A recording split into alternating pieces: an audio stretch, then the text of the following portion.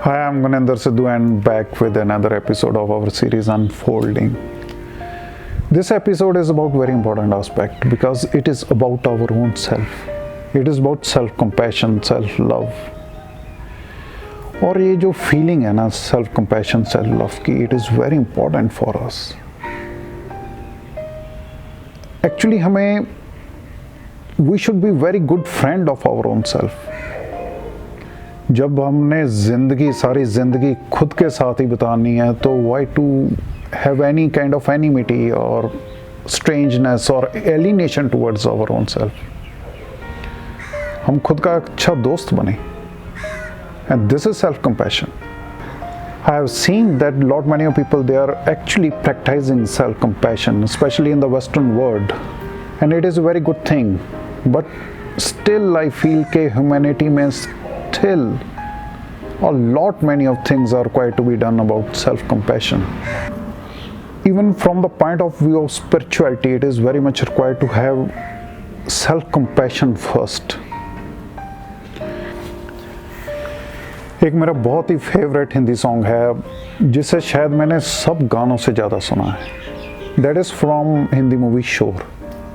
वो गाना है कि जीवन चलने का नाम, चलते रहो सुबह शाम. उसमें एक लाइन आती है कि ना रहो खुद से खफा मित्रा, खुद ही से बने खुदा मित्रा. Means don't remain annoyed about your own self, because you can attain God only from your own self. आप खुदा को भी खुद ही से ही प्राप्त कर सकते हो, खुद ही से बने खुदा मित्र. Even the basic philosophy of yoga is harmonization or marriage of this self with the outer self. Yoga means joining of what? Atma and Paramatma. Gurbani says, Jo Brahminde soi pinde. If we want to attain something spiritual, then the path of that spirituality begins from inside of us. ये हम ही से रास्ता शुरू होता है. Recently I was reading a very interesting book that is the title itself is book. And it is by Alan Watts, and the subtitle of the book is On the Taboo Against Knowing Who You Are. According to Alan Watts, it has become a kind of taboo. Taboo is a sin, prohibited thing. To know who we are. It has become a taboo. If anyone is trying to explore the oneself and वो अपने आप को जानने की कोशिश कर रहा है तो उसे लोग कहते हैं कि is not doing that fine. और जो सेल्फ कंपैशन को है उसे इक्वेट किया जाता है बीइंग सेल्फिश और self obsessed. Though they are the different things. Self compassion is totally a different thing. इस बुक में उसने कहा है कि हम अपने आप को ना एक बैग ऑफ स्किन समझते हैं. We consider ourselves as the slave of our own desires, lust, ambitions. I don't know how humanity has attained this mindset to attain some kind of fictitious ambition or fictitious desire. वो अपने आप पर cruelty कर रहे हैं. इसी book में लिखा है कि Humans have become a kind of pipe, जिसमें एक तरफ से मनी डलती है और दूसरी तरफ से निकल जाती है. The whole day they are doing one activity, earning and spending. They don't have any time for their own self. इसके regarding there is a very interesting myth, that is myth of Sisyphus. It is from ancient Greeks. Ancient Greeks में ये बहुत उनकी symbolic mythology होती थी and which is relevant even for today. इस mythology में है कि gods needed to punish Sisyphus, और उसके लिए वो पनिशमेंट सोच रहे थे कि जो बहुत बड़ी पनिशमेंट हो, as it is according to our imagination the biggest punishment is the end of life और डेथ। लेकिन गॉड्स ने कहा नहीं, उससे भी बड़ी, उससे बड़ी पनिशमेंट है to have lifeless life, to have death in the life itself. इसके लिए उसको पनिशमेंट दी कि उसको एवरी डे ही has to carry a very big huge stone to the top of a mountain, जिसे पूरा दिन लगता था। वो माउंटेन टॉप पर रखता था और during night that stone used to come back and next day he had again to carry that stone.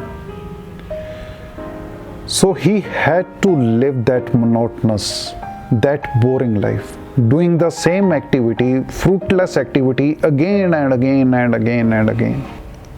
And Albert Camus, a Nobel laureate and a great French thinker, he thought that there is a parallel between myth of Sisyphus and the modern world.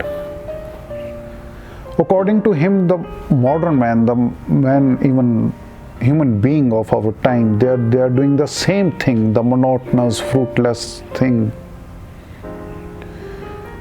From the very beginning in the morning, brush कर रहे हैं, उसके बाद काम पे जा रहे हैं, until the night, we are doing the same monotonous, same activity again and again and again. So to have this kind of life is a kind of a big cruelty. It's a big cruelty upon our own self. Because due to some ambition or due to some greed, we have created a death within the life.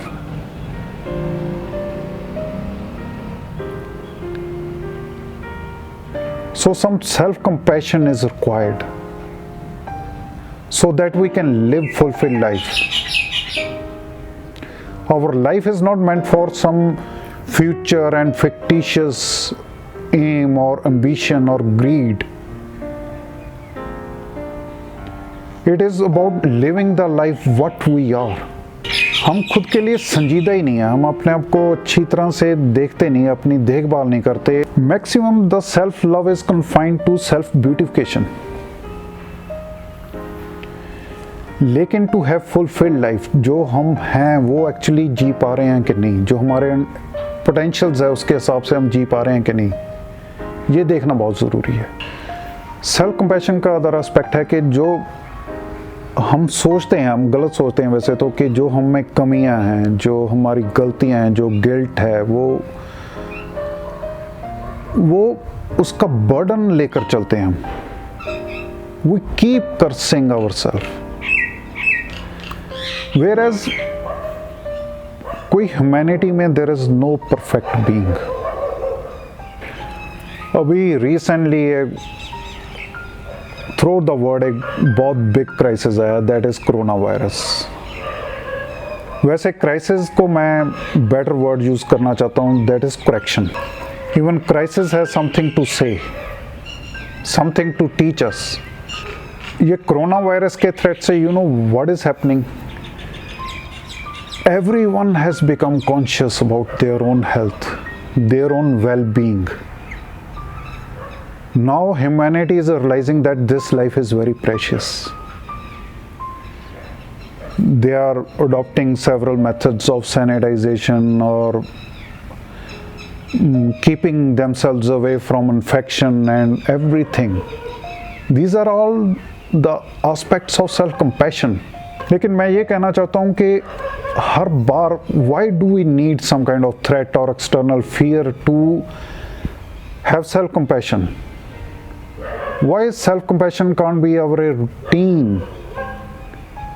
क्यों हम रोज़ अपनी तरफ एक अच्छे दोस्त की तरह, like parents watching their children playing, वो उस नज़र से हम खुद को क्यों नहीं देख सकते हैं? Now the need of our is to have more and more self compassion. हम किसी ambition और desire के लिए खुद को self sacrifice ना करें. We should stop being cruel to our own self. Because when we are cruel to our own self, then we invite lot many of troubles, lot many of diseases in us. हम जिंदगी को खूबसूरती से जीने की कोशिश करें. We should try to have a fulfilled life.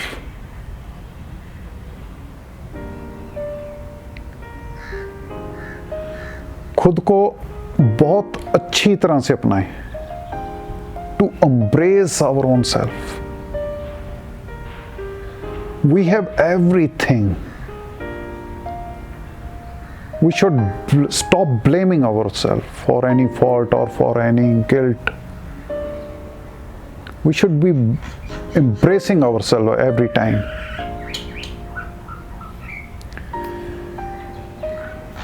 अभी लास्ट में मैं बस एक लाइन कहना चाहूँगा. This is by Khalil Gibran. Khalil Gibran he says के God told me to love your enemy and I obeyed and started loving myself. खुदा ने मुझे कहा कि अपने दुश्मन से भी प्यार कर. मैंने खुदा को माना और खुद से प्यार करने लग पड़ा. So we need to start loving ourselves. Thank you.